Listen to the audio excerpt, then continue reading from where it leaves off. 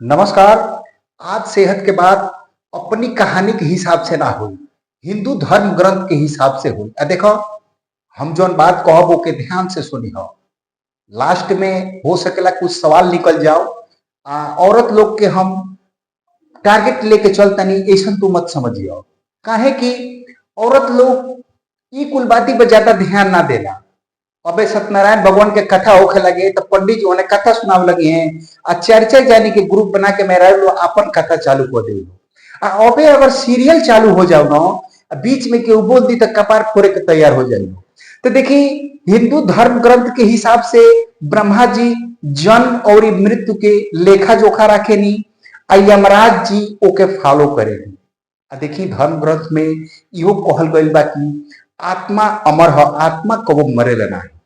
हमार गुरु जी एगो बात बतौले रहनी कि जे ना हमने के कपड़ा अगर खराब हो जाता, हमने के कपड़ा बदल देनी जा, वही में अगर शरीर खराब हो जाती है तो आत्मा भी शरीर बदल देला।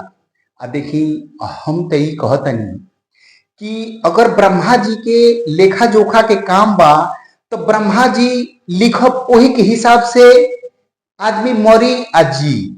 तो ये बताएं कि सोचे वाली बात 30 साल पहले, हम 30 साल पहले के बाद हम बतावता नहीं कि वो बेरा 100 साल 80 साल 90 साल इतना लोग जियत रहे।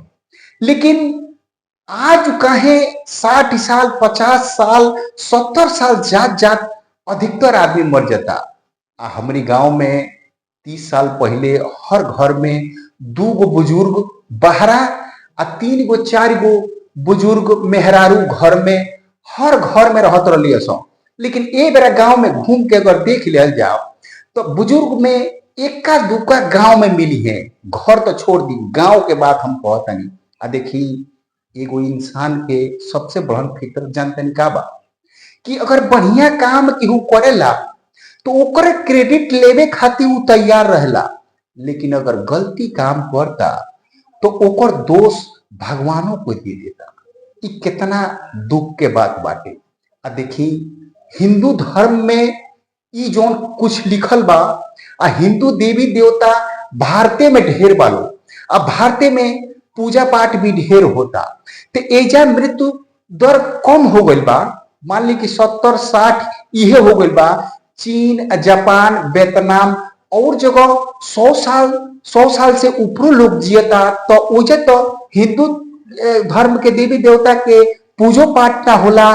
तो ओइजा ब्रह्मा जी काहे मेहरबान बानी, एजा काहे ऋषिया गल बानी कि ई दिनवा कम कर देता नहीं। गुरु जी जेंगा कहनी कि कपड़ा खराब हो जाला तो हमने के बदल देनी जा, वही ना अगर शरीर खराब हो जाए तो आत्मा शरीर के छोड़ के चल जाए। तो कहीं ना कहीं ये लागत है कि अगर हमने के शरीर अगर नहीं खराब हो, मान ली कि 100 साल अगर शरीर नहीं के खराब हो तो 100 साल आत्मा ना निकली, चाहे 150 साल खराब नहीं के हो तो 150 साल ना निकली। मान ली कि गलती हमने के बाद, अरे दारू पी के, गजा पी के, तमाम तरह के है पिज्जा बर्गर मोमोज, वही दुनिया भर के ऐसा चीज खा के अगर हमने के शरीर खराब कर देता नहीं जा, अगर 85 साल 60 साल में आत्मा अगर निकल जाता तो एक दोष भगवान के ऊपर थोपल तो हमारा कहीं ना कहीं ठीक नहीं खेलागत। तो कहीं ना कहीं गलती अपने बाटे। हमने के का कहता नहीं जा कि अरे लिखन तो रल हो, लिख रल तो होखई के रल, लिखन तो बात हो आदमी के जाही के पड़ी। 30 साल के पहले रोवो तनी ध्यान दी कि कितना आदमी 50 साल 60 साल के अंदर मरत रल। हर गांव में बुजुर्ग के संख्या कितना ज्यादा रहा, लेकिन हर गांव में बुजुर्ग के संख्या कम हो गई बाटे।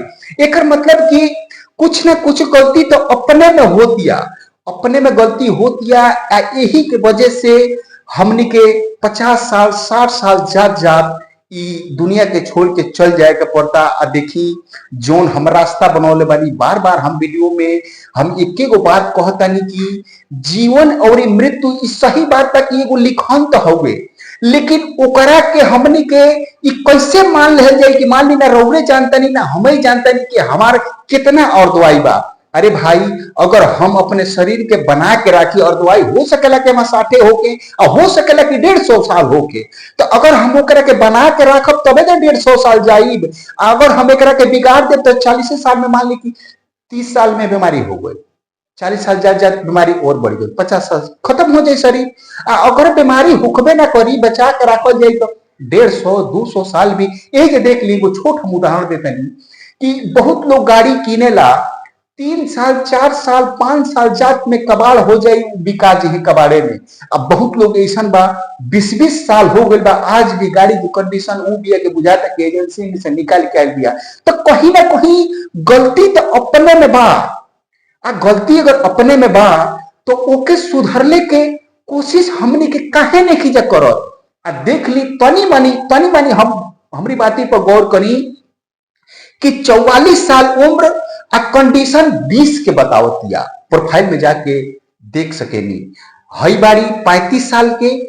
तू कब सोचे ना रहलू है ये बात कि तू 200 पीटी को देबू, कूद जेबू है? तू 16 साल के रहलू तो कूद पाबो उतना, लेकिन 35 साल में कूद गई। तो सोचे वाली बात ई बा कि कुछ ना कुछ तो सही काम करता रही, सही दिशा में जाता रही कि एनर्जी ज्यादा मिलता, ताकत ज्यादा आवता। धीरे धीरे ये रास्ता पर चलते रहिए तो और भी इनके फायदा मिलते रही। देखी हमरो से एक एक बात कहतनी कि अगर हमें लगे कितनो काम बा, हमारा फुर्सत नहीं खे, तो सेहत खातिर अगर समय निकालब तो फिजूल नहीं खे। काहे से कि हम सेहतमंद रह तबे हम काम करब। देखी अगर हमार बात की अगर सही लागता, बाती में सच्चाई लागता, तो वीडियो के फॉलो जरूर कर ले। काहे से कि आवे वाला समय में बहुत ऐसा हम बात लेके आई जोना से समाज कल्याण हो सकेला। चलिए अगला वीडियो में फिर मिल जाए, तब तक खातिर।